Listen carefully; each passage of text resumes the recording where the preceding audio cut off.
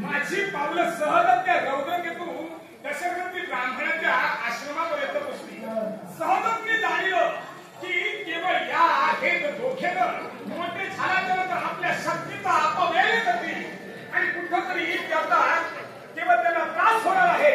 हे शब्द उद्गारता क्षणी त्यांना मी सांगितलं, नरांतक आणि देवांतकाला तुम्ही शंभू महादेवाची भक्ती करा. शंभू महादेवाची त्यांनी भक्ती केली आणि त्यांनी वरदान मारून घेतलं की केवळ आम्हाला देव या ठिकाणी मिळवायचे.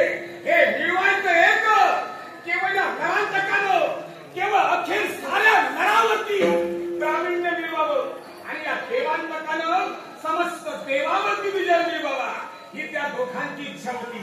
तथास्तु घडलं आणि शंभू महादेवानं तथास्तु घडल्यानंतर घडलं काय, या नरांतकाने नरावती म्हणजे साऱ्या पृथ्वीवरील नाशकर्त्यावरती केवळ सर्व काबिज केलं, त्याच्यावरती सत्ता मिळवली. सत्ताधीश तो नरांतक झाला. या देवांतकानं केलं काय, साऱ्या देवतांच्या योगे करून साऱ्यांची प्रतापी खोडी केली आणि या देवतावरती विजय मिळवला. आता नरांतक आणि देवांतकाने केवळ दोघांनी विजय मिळवला. पुढं काय, साऱ्या देवतांची प्रेमात बैठाली. दुसऱ्या बाजूला घडलं काय, केवळ इंद्राचं आसन गेलं.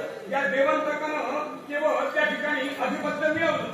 म्हणून त्या इंद्राची माता म्हणजे अदिती हिनं भक्ती केली गणपती गजाननाची. त्याची इच्छा काय होती, एक ना एक दिवस तरी गणपती गजाननानं आपल्या उदरी जन्म घ्यायचा. भक्तीला प्रसन्न गणपती गजानन झाला आणि गजाननाला आशीर्वाद दिला. तुझा पुत्राचं म्हणजे इंद्राचं ते आसन ज्या देवांतकानं मिळविलं त्याला शासन मी करणार, तुझ्या उदरी मी जन्म घेणार.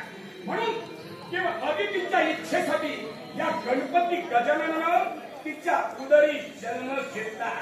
हा उदरी जन्म घेतला. तो जन्म कसा, त्या जन्माचं जन्मरस्त आगळं वेगळं. रक्तवर्ण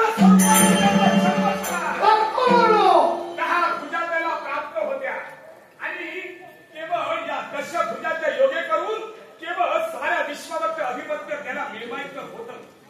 या अदितीची महाउत्कट इच्छा, ही महाउत्कट इच्छा प्रदर्शित करण्यासाठी गणपती गजाननानं जन्म घेतला.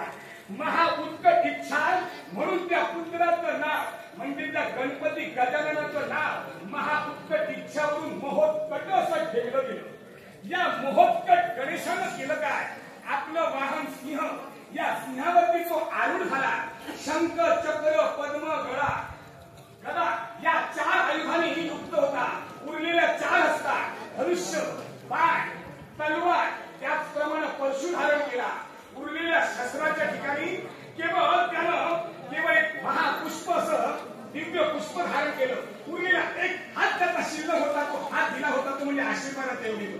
आणि अशा अवस्थेत या महोत्कट गणेशानं नरांतक आणि देवांतकाचा शेवट केला.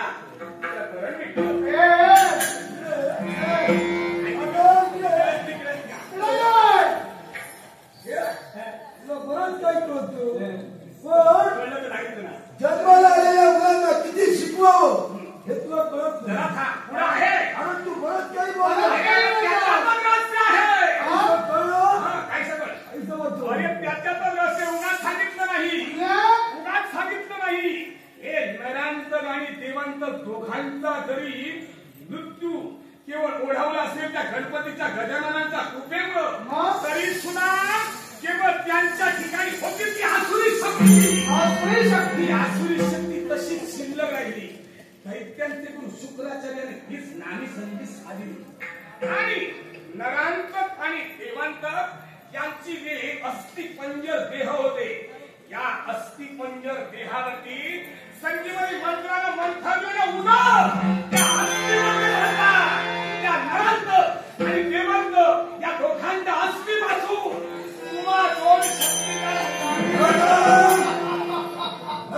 आणि देवांतक यांच्या राहिलेल्या अस्थिवर संजीवनी मंत्रानं मंथरलेलं उदर दैत्याकडून शुक्राचार्याने मारलं. हे तुला मला जन्मात घातलेलं म्हणजे संपूर्ण आमची मात्र दैत्याकडून शुक्राचार्य मग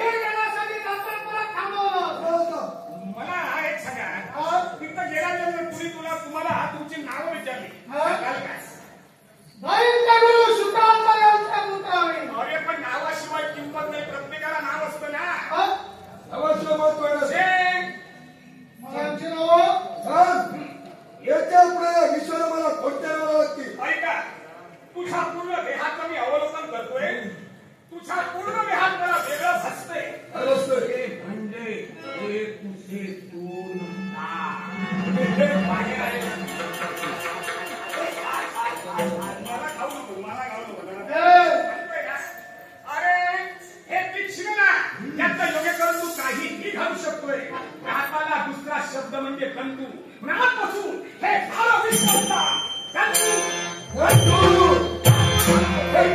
स्वामीमानाला सांगेल दत्तगुरु शुक्राचार्याचा पुत्र संतूर तुला पाहता क्षणी तुझ्या मस्तकाच्या एकच दिसतंय तिकडं तू ज्ञानानं मंडित झालेला आहे माझा हस्त तुझ्या मस्तकावरती येता क्षणी समस्त विश्वाचं ज्ञान तुला प्राप्त झाले त्रैलोक्याचं ज्ञान तुला प्राप्त झाले ज्ञानाला दुसरा शब्द म्हणजे बिंदू आजपासून हे सारं विश्व तुला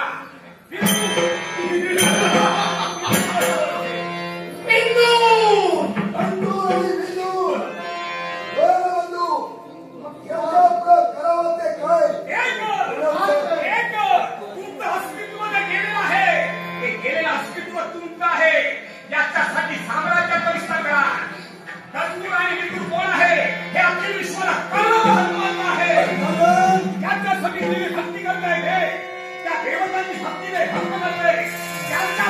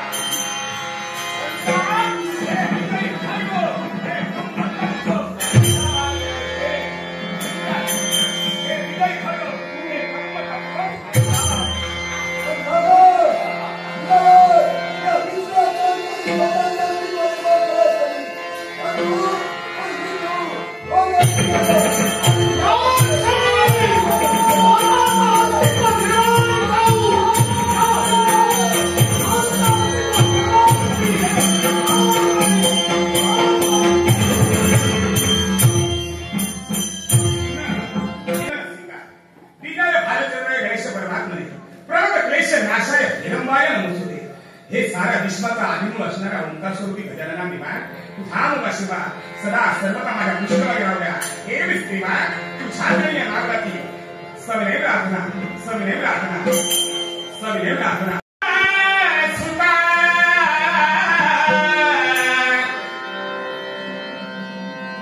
श्री शंकर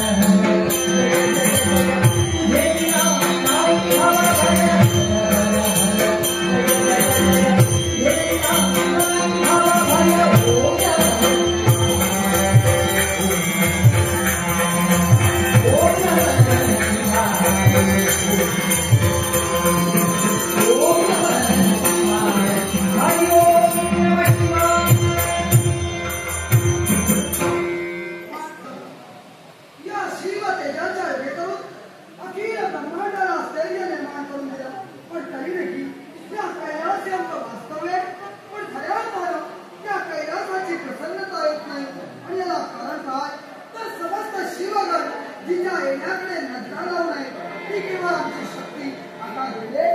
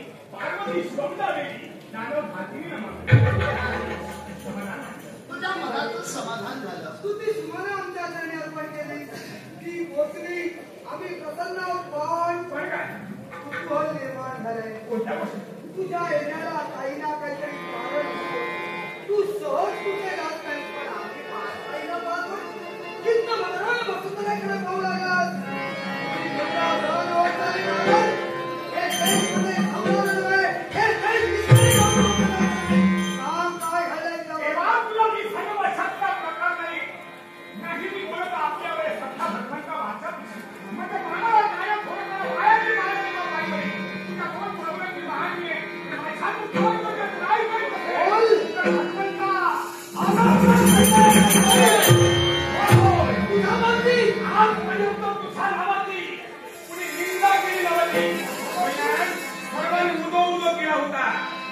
व्यक्ती आहे ती व्यक्ती या शिव नामाच्या ठिकाणी या शिव नामाच्या ठिकाणी तुझ्या मुखातून शब्द बाहेर पडलाय तो शुद्धीवंत आहे तुझ्या मुखातून शब्द बाहेर पडले की या देवाची स्तुती या विश्वाच्या ठाई बद्ध होण्याची वेळ हे शब्द तुझ्या मुखातून बाहेर पडले आता या विश्वात कुणाची प्रार्थना लागून गेली आहे या देवाची भक्ती बंद करणं या देवाचं नाम बंद करणं हे विश्वास या नामाला कधी येणार नाही मग साधारण शब्द तुझ्या मुखातून का बाहेर पडले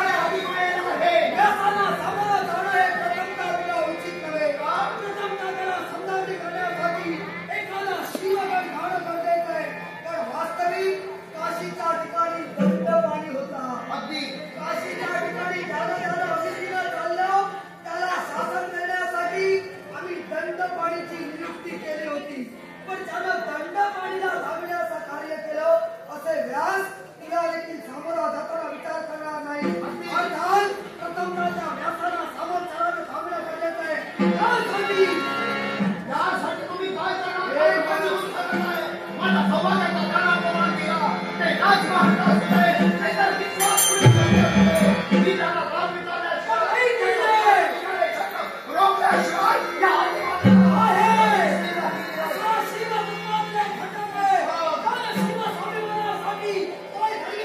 सांगितलंय अर्थात त्यानं साक्षात शिवाचं प्रतिरूप बनवणारा शिवाचा प्रणव तोच म्हणजे केवळ 3 तत्वांवर अंगिक आलेला वत्सभाव